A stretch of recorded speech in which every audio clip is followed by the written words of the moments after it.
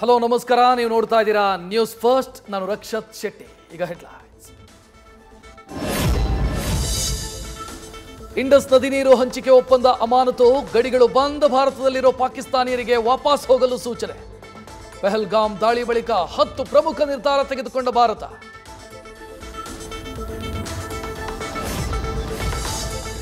ಪಹಲ್ಗಾಮ್ನಲ್ಲಿ ನಡೆದ ಹಿಂದೂಗಳ ನರಮೇಧ ಖಂಡಿಸಿ ಲಂಡನ್ನಲ್ಲಿ ಪ್ರತಿಭಟನೆ. ಭಾರತದ ಮೂಲದವರಿಂದ ಆಕ್ರೋಶ.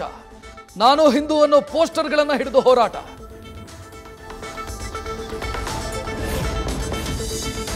ಪದೇ ಪದೇ ಎಡವಟ್ಟು, ಸೋಲಿನ ರುಚಿ ಕಂಡ್ರೂ ಬುದ್ಧಿ ಕಲಿಯದ ಪಾಕ್. ಲಂಡನ್ನ ಪಾಕ್ ರಾಯಭಾರ ಕಚೇರಿ ಸಿಬ್ಬಂದಿ ದರ್ಪ. ಭಾರತೀಯರ ಪ್ರತಿಭಟನೆ ವೇಳೆ ಕತ್ತು ಸೀಳೋದಾಗಿ ಸನ್ನೆ ಮಾಡಿ ಬೆದರಿಕೆ. ಪಾಕ್ ನಾಗರಿಕರಿಂದ ಉಗ್ರರ ಪರ ಘೋಷಣೆ.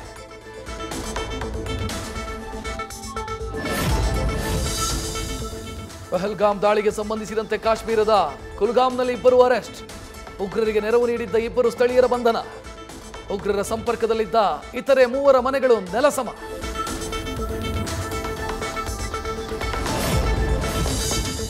ಟೆರರಿಸ್ಟ್ ಕ್ಯಾಂಪ್ ಟಾರ್ಗೆಟ್ ಕಿಲ್ಲಿಂಗ್, ಮೈಸೈಲ್ ದಾಳಿ. ಭಾರತದ ಮುಂದಿದೆ ಹಲವು ಆಯ್ಕೆಗಳು. ಪಾಕ್ ಕೌಂಟರ್ ಅಟ್ಯಾಕ್ ಮಾಡಿದ್ರು. ಎದುರಿಸೋದಕ್ಕೆ ಭಾರತೀಯ ಸೇನೆ ಸರ್ವಸನ್ನದ್ಧ.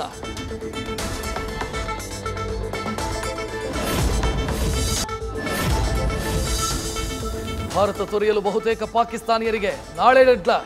ಅಟಾರಿ ಗಡಿಯತ್ತ ದೌಡಾಯಿಸ್ತಾ ಇರೋ ಪಾಕ್ ನಾಗರಿಕರು ದಾಖಲೆ ಪರಿಶೀಲಿಸಿ ಬಟ್ಟೆ ಬರೆ ಲಗೇಜ್ ಸಮೇತ ವಾಪಸ್ ಕಳಿಸಿದ್ದಾರೆ ಅಧಿಕಾರಿಗಳು.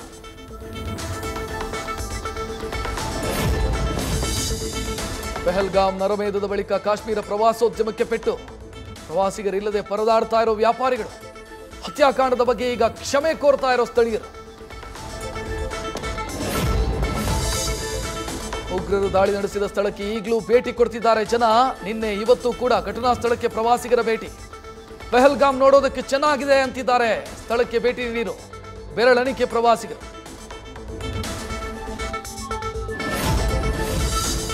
ಉಗ್ರ ದಾಳಿಯ ಪ್ರತೀಕಾರದ ಪ್ರತಿಜ್ಞೆ ಮಾಡಿರೋ ಭಾರತ.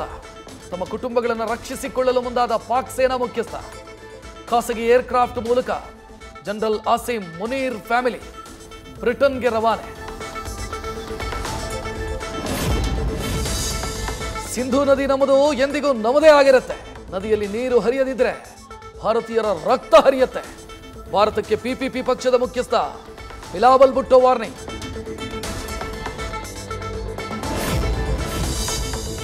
ಕರ್ನಾಟಕ ರಾಜ್ಯದಲ್ಲಿ 88 ಜನ ಪಾಕ್ ಪ್ರಜೆಗಳು ವಾಸ.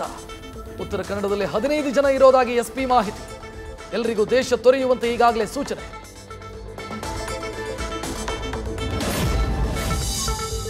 ದಾವಣಗೆರೆಯಲ್ಲಿ ಓರ್ವ ಪಾಕಿಸ್ತಾನಿ ಯುವತಿ ಜೆಜೆಎಂ ಮೆಡಿಕಲ್ ಕಾಲೇಜಿನಲ್ಲಿ 3ಯ ವರ್ಷದ ಪ್ಯಾಥಾಲಜಿ ಅಧ್ಯಯನ. ಎಸ್ಪಿ ಉಮಾ ಪ್ರಶಾಂತ್ ಮಾಹಿತಿ.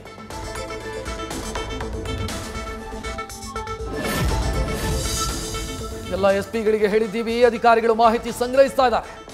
ವಿದ್ಯಾರ್ಥಿಗಳಿದ್ರು ವಾಪಸ್ ಕಳಿಸಬೇಕು. ರಾಜ್ಯ ಪೊಲೀಸ್ ಇಲಾಖೆ ಅಲರ್ಟ್ ಆಗಿದೆ ಎಂದರು ಗೃಹ ಸಚಿವ ಪರಮೇಶ್ವರ್.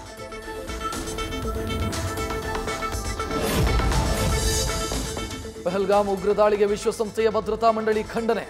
ಭಯೋತ್ಪಾದನೆಯಿಂದ ಅಂತಾರಾಷ್ಟ್ರೀಯ ಭದ್ರತೆಗೂ ಗಂಭೀರ ಬೆದರಿಕೆ. ಆರೋಪಿಗಳನ್ನು ಹಿಡಿದು ಶಿಕ್ಷಿಸಬೇಕು ಅಂತ ಪತ್ರಿಕಾ ಹೇಳಿಕೆ ಮೂಲಕ ಆಗ್ರಹ. ಗುಜರಾತ್ನಲ್ಲಿ ಅಕ್ರಮ ವಲಸಿಗರ ವಿರುದ್ಧ ಕಾರ್ಯಾಚರಣೆ. 520 ಮಂದಿ ಅಕ್ರಮ ಬಾಂಗ್ಲಾದೇಶಿ ವಲಸಿಗರ ಸೆರೆ. ನಕಲಿ ದಾಖಲೆಗಳನ್ನು ಮಾಡಿಕೊಂಡು ವಾಸವಿದ್ದವರ ಗಡೀಪಾರಿಗೆ ಸಿದ್ಧತೆ.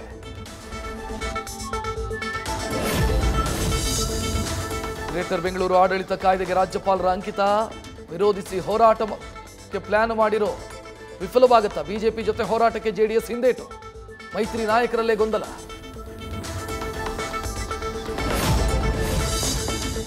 ಬಿವೈ ವಿಜೇಂದ್ರ ನೇತೃತ್ವದಲ್ಲಿ ಜನಾಕ್ರೋಶ ಯಾತ್ರೆಗೆ ಸಖತ್ ರೆಸ್ಪಾನ್ಸ್. ವಿಜಯ ಯಾತ್ರೆಯ ಸಮಾರೋಪಕ್ಕೆ ಭರ್ಜರಿ ಪ್ಲಾನ್. ಕೇಂದ್ರ ಸಚಿವರನ್ನು ಕರೆಸಿ ಇನ್ನಷ್ಟು ಯಶಸ್ವಿಗೊಳಿಸೋದಕ್ಕೆ ತಯಾರಿ.